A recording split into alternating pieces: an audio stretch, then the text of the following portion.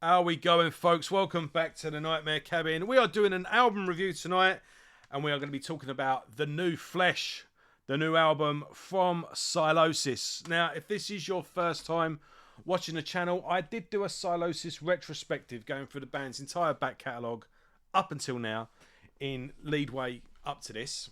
So, yeah, I did want to do this on release day, but it didn't happen. On the day of the release of the album, I actually went to see the band live in London. I did try to get a copy of the album. They didn't have anything left on CD, and the vinyls were 30 quid. And I thought, nah, I ain't having that. What I did do, I did get a signed poster instead. This meant to go on my son's wall, but it's ended up down here and just over there. So when I finally get a day off, I'll be putting that up in his room. But yeah, and then Amazon didn't deliver it. They cancelled my order and refunded me, saying we can't get hold of it. And I was like, oh, okay. And then just went back on it and ordered it again. It turned up the next day. So, but even then, they were gonna deliver it a week after release date. So I don't know what was going on. Anyway, it's here. And if you are a Sylosis fan, you've probably already heard it, but I know the metal scene could not carry on without knowing what I thought about the album. So let's get into it. What should we go through first? Should we go for the lineup? Let's go for the lineup. So it's pretty much the same lineup. Not really, actually. It's pretty much the same lineup from the last album. However, so we've got Josh Middleton, vocals and guitar, the only sole remaining original member. Ali Richardson on drums. Now, he joined in 2020 along with Connor Marshall. Is it Connor Marshall? What's his name? Yes, Connor Marshall. Now, he originally joined on bass. So on the last album, was it last album? Cycle of Suffering. You had a new bass player and a new drummer. Well, so we've still got the drummer, but that bass player has now switched onto guitar for this album. And we've now got a new bass player, Ben Thomas, who was in Venom Prison. Do you remember Venom Prison? Not Prism. Do you remember them? They were good, weren't they? So this is 11 tracks, 47 minutes. The second album Sylosis have done that's below 50 minutes. Yeah, they, as I was saying in my retrospective, they did tend to fill that disc up. And I know there's nothing wrong with having value for money, but the as great as Sylosis are, they were guilty of over-egging the pudding at times and were in heavy need of an editor. With that being said, it was all good stuff. But yeah, it seems like they finally tightened up and know when to cut, and they know how to kind of get to the point. And this is pretty much a fat-free album. Yeah, I mean, there's one or two songs that don't immediately stand out, but those two songs aren't really doing any harm either. So it's kind of, but when we're below the 50-minute mark, we don't really have to worry about cutting an album too much. But with that being said, this is definitely one of their standout albums. It's a fantastic addition to the back catalogue. Let's get into the songs, and then I'll give you a definitive take at the end. So, opening up with Beneath the Surface, which is a good opener. It's nice and fast with a nice bouncy chorus, and that goes straight into Erased. Again, another good chorus. This is what they were opening with on the tour that they just finished. Now it's all erased. I was kind of listening to the songs here and now, and then when they opened, it was like, oh, I know this one, but I can't remember what it's from. And then it's like, oh yeah, it's a new one. But and then you got All Glory No Valor, which is just heavy as, and got a great chant in it. Oh, glory, no fucking valor. Yeah, and basically it's as if the band have got in mind now. It's like they, in the studio were just trying to craft the best album they could, and then worried about the live show later. It feels like on these last two albums they've written with the live show in mind. With the live show in mind, though, there's another thing I have noticed about the band, but I'll get to that later. So what you've got here, you've got an out of the gates opener, straight into basically 3 back-to-back heavy songs, but quite short songs and to the point songs, but both got big hooks. Nice balance of shredding, like fast shredding to nice bouncy groove. Big choruses, but bang, bang, bang, 3 in a go. And then the album switches on Lacerations. This one is dark and atmospheric. Awesome chorus with the "Are you alive? Or is this the chemical feeling?" You know, you're singing along to that in the car. Josh has he's really developed as a vocalist as well. I remember seeing that sort of criticisms on those first couple of albums when he took over as vocalist, that he was kind of competent, but not much more than that. But he's definitely got his own character now. Especially like the last album as well, he was really good. And he's got that nice balance when he does the clean vocals. He's got this like kind of scratchy voice, which is really cool. But Lacerations is a fantastic song, and Mirror Mirror kind of mirrors. Yeah, I see what I did there. It's a sort of dark, got a real sort of nightmarish dystopian feel to it, with just a real dun, dun, dun, dun, dun, dun, dun, you know, just a straightforward headbanger, but it's got a real sort of nightmarish feeling to it. Spared from the Guillotine kind of ticks along nicely. Then Adorn My Throne. I think this might be Adorn My Throne. It's got this like nice little electronic intro, and then when it kicks in, I swear to you, we're in black metal territory now. Now, when I say black metal, I do mean in the most polished of kind of black metal. Like, think later day Cradle of Filth, think later day Dimmu Borgir, think a black metal band signed Nuclear Blast. You know, don't go getting.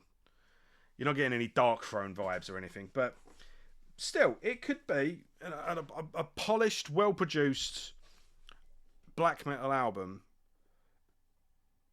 Any of those mainstream bands that all the black metalers call sellouts, they'd be happy with the intro to Adorn My Throne. Not saying they'd probably do something different with the song once the intro was out of the way, but it's there, and it's really cool. And I think Adorn My Throne might be my it's a Lacerations and Adorn My Throne are neck and neck at the moment. New Flesh is another good live one, especially when it's got a nice chorus, manifestation of the new flesh, and then but at the end it goes the new flesh, and then it just goes into this like real heavy Pantera-esque groove, and it's really good live. They actually closed with that in the live set. That's the title track, isn't it? No set. Then we've got Everywhere at Once, which is a really beautiful song. I don't want to say ballad, but it's a nice melodic sung song. It's got a simple but really effective solo, and the simplicity of the solo is what makes it more effective and more heartfelt, and it's just a real beautiful song. It's about obviously about, in Josh's case, it's about being away from family on tour and missing, you know, your wife and your kids and all that. But I think it's nicely worded. The best lyrics are perfectly vague, and it's slightly worded where it obviously, in his case, wife and kids, but I think it could be about anyone could hear that song and make it their own, and make it about whoever they are longing for, maybe a family member, maybe whoever. It's simply about missing someone, whoever that is. But it's really good, really, really good song. And yeah, it's kind of like it is kind of like the climax of the album, really. And then it kind of comes back for a palate cleanser with Cycle of Swords, which is an okay song. That was the one that was a bit like, nothing really distinctive about it, but there's nothing really wrong with it either, so I don't want to be too picky. Seeds in the River, I think, is going to be an underrated track. That one, when it kicks in, it's got a real fucking groove to it. Like a da-dun, da-dun, you know, like a yeah, it's just a real sort of bouncy groove to it. But then again, another really good chorus on that. Dun, dun, dun, dun, we're all seeds in the river. Dun, dun, dun, dun. Yeah, Seeds in the River. Yeah, I think Everywhere at Once that is a real beautiful song, real fantastic. But then it's Seeds in the River for me, Adore My Throne, and Lacerations. They're the three that are my favourite. But the first three tracks, Beneath the Surface, Erased, and All Glory, No Valor, they're going to be the obvious ones for the live set. But that's another thing with the live set with the band. I mean, they were fantastic live. But I don't know, they just never seem to play the songs the songs that are my favourites. They just seem to skip. I don't know what it is with. I think they just go, let's just play all our heaviest stuff. But they've got some really big songs and some really big hooks and really good choruses and some real melodic stuff as well. And it's like all three times I've seen them, that just always seems to. I'm always sort of walking around going, I wonder why they didn't play this or play that. But never mind. With that being said, though, I mean, I first saw Sylosis as an opening band when they were a 5-piece. I saw them again on the Dormant Heart tour. I saw them on that tour in a pretty smallish venue. So it's nice being. It's always nice watching a band from the beginning, and I've kind of seen them over the years develop into this headline band and headline in the Forum. I saw Testament there last year. I saw Bruce Dickinson doing a solo show there. I've seen Cradle of Filth, Cannibal Corpse, and it's good seeing this band from fruition, really, because I started seeing them. I started following them really from the Supreme Oppressor EP, and then watching them at the Forum. It was like, yeah, I've kind of watched this develop and seen them into this full production headline bands. You know, they had like the lights and the thing, you know, and yeah, they've really. It's like they've made it. They've made it. Well fucking done to them. And Josh Middleton has kind of been the Steve Harris of the band, and hats off to him. He's really developed into a fantastic, you know, songwriter, leader of a band, and a credit to British metal all round, really. So New Flesh, where does this stand in the catalogue? I would say, there's two final points I want to make, really. Right, so I don't think, if you are already a Sylosis fan, I don't think this is going to replace your favourite album, but you are going to enjoy it, and it might overtake one in your top three, maybe. But you are going to enjoy it, and you are going to see it as a great addition to a great catalogue. So, yeah, if you're a fan of the band and you still ain't heard it yet, definitely get it. If you're new to the band, though, with that being said, this is just as good a place to start as any. I've got no problem. I would got no problem recommending. If you're new to Sylosis and you don't know where to start, just start here. This is fine. You'll get a good idea of what you're getting, and then just expand from there. If you want it a bit more technical, a bit more grandiose, maybe go straight back to the beginning with, well, not straight back to the beginning. Maybe go to the beginning of this period of the band with, oh, for God's sake, what's it called? End of the Earth. It's called End of the Earth, isn't it? I'm having a brain fart. Yes, Edge of the Earth. That's it. End of the Earth, dickhead. Yeah, maybe go with End of the Edge of the Earth. I love Monolith. I think that album is a masterpiece. And from my retrospective video, it seems like a few people agree with me. And for some reason, it's been the bands just treat it like it's Cold Lake, and I don't know why. Sign of Things to Come is really good as well. None of it's bad, in all fairness. But yeah, like I say, this one is, if you're new to the band, good. It's just as good a place to start as any. So there's that.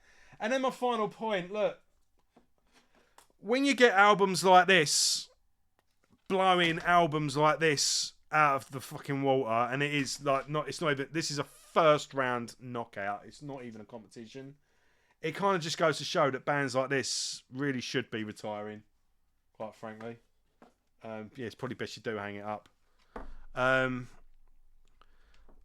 I know other bands in that league are still selling selling out big venues, and all the rest of it. But yeah, but it's all about new material, and yeah, that's it really. Going forward, it's only March, the beginning of March when I'm recording this. This is the standard for the rest of the year going forward so far. Well, that has been a slow year for me. Stuff's been coming out, but I've got a load of pre-orders actually now. So bit by bit, it's going to start speeding up. You know how it goes. The year starts off slow, and then next thing you know, you're spending a fortune. So, yes, well done, Sylosis. Reading's finest. Fantastic album. And, yeah, that's it for now. I've got retrospective coming up this week. Might have another one. Not too sure yet. I'd like to do a bit more work on it, if I'm honest. And I'm basically just waiting on some other albums to be released. But I've got a couple of MP3 listen to it now sort of thing, so when the album drops I'll be able to review them on release day more or less. That's about it, folks. I'll catch you later. Thanks for watching, and if you've made it this far, give us one of them. It all helps. Cheers. Bye.